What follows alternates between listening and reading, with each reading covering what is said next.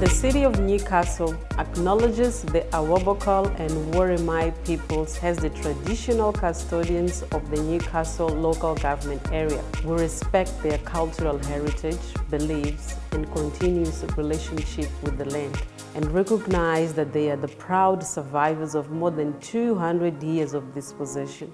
Council reiterates its commitment to addressing disadvantages and attaining justice for Aboriginal and Torres Strait Islander peoples of this community. Hi everyone, welcome to our third instructional video. I'm so happy we made this far, and I'm so glad to see you sharing all your stories through the Zoom meetup. But if you've just heard about the memoir writing workshop, it's actually not too late. Just head over to the Newcastle Library's website, register, and you will get a link to access our Zoom meetups. And if you do so on your own time, revisit the instructional videos, check for the tools, check for the tips on writing, check for the prompts, and do so, because every culture has a story to tell. And I do believe that people of multicultural background need to be empowered. And writing is one way to do so. We need different voices and we need different stories, and we need your story. This course, again, as I said before, has 3 components. Part number 1 is the instructional videos that we have released, the first 2. And there's the writing, which is on your own time. And then we have the Zoom meetups, which I've seen lots of you are attending the Zoom meetups. So far I've released 2 prompts and I've shared basic writing tips on that.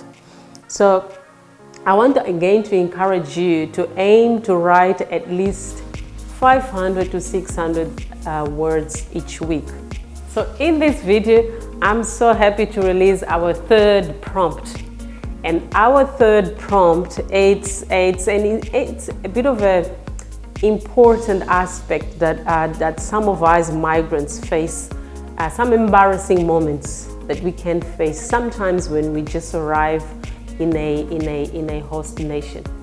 I had mine too, and that you can also check it out on the book, I think on page 38, 39, which I'm going to quickly share with you. What was my embarrassing moment when I arrived here? It has to do with, I was looking for a rental property. So a few weeks later when I arrived here, I began knocking on doors in my neighborhood, looking for information on available properties. Clearly, I was not aware how the rental property market works in Australia. It was my first week, so I thought door knocking was the way forward. Interestingly enough, no one said to me, "No, we don't do that here." Instead, they were really kind and polite and said, "No, I don't know of any property available nearby." Now looking back, I think that was embarrassing. First of all, I had my own perception, my own understanding how the rental market works in the nation where I'm coming from. So as soon as I landed here, I thought I used all the mechanisms of rental property searching in a different place. Now looking back, I'm like, oh, that was a little bit embarrassing. And I'm so glad they were really kind to me, and no one said, "No, we don't do that here." They just kept saying, "No, we don't know any." So I think to me that was embarrassing. And I really would like you to do the same. And this is our prompt number 3. What is your most embarrassing moment after you arrived in Australia? I want you to think about that. What is your most embarrassing moment when you arrived in Australia? And I want you to write about that too. So how are you going to go about the writing? Again, you use the mind map. It's a great tool. And ask yourself who was involved, what was happening, where, when, how, and why. For instance, trying to identify what is the event. You could say it could be something related to a dinner invite, a parenting moment. If you have kids, dress code, you dressed up in a specific way that it did not suit the place where you're going. I've heard a few comments on that too. So I thought it's another important thing to remember. And ask yourself, what is about the event that made you that embarrassed? But don't forget, be nice to yourself. You need to also question what were the underlying principles or ideas or values or norms behind that, because sometimes we have our own social construction, our own cultural values, and we tend to use them to interpret life in a different nation. So when you're doing the brainstorming, remember that. What did you know about that? Was the embarrassment public or private? And now that you're out of it, what are your thoughts? What do you think about the event now that you are outside? So these are the few questions that you can use to help you develop your own paragraph, construct a paragraph or sentence on that specific topic. Now, I do understand that some writing sometimes can be a little bit difficult in terms of setting time aside to read, and this is why I'm sharing tip number 2.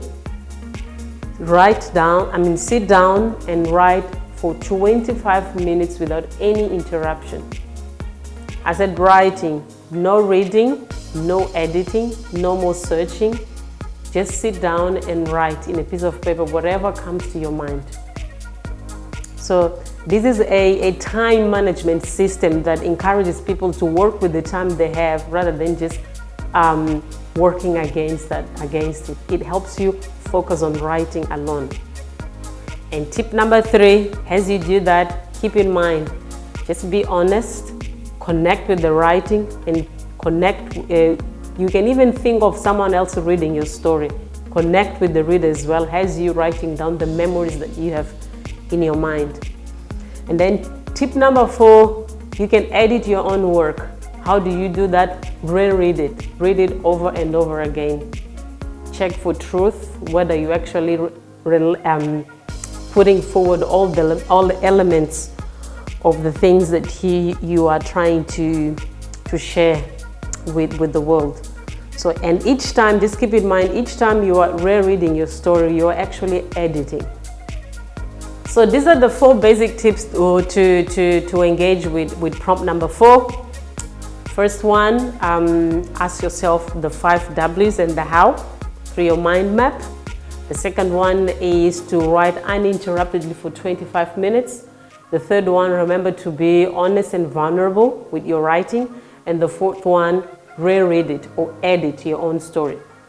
Now, just before you go, let me tell you that what is going to happen on our Zoom. We will talk a little bit more about proofreading and self-publishing.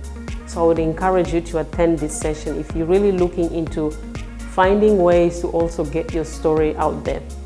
Thank you so much for your time. And in this video, we talked about 3 main things. We released our 3rd writing prompt. And again, if you just noticed that if this is the first time that you've noticed that we're having this memoir writing workshop, it's not too late. You can still register. Just head over to the Newcastle Library's website. Thank you so much for watching this video, and keep writing on your own time. I'm looking forward to meet you on our Zoom on the 16th of June, 5:30 to 6:30 p.m.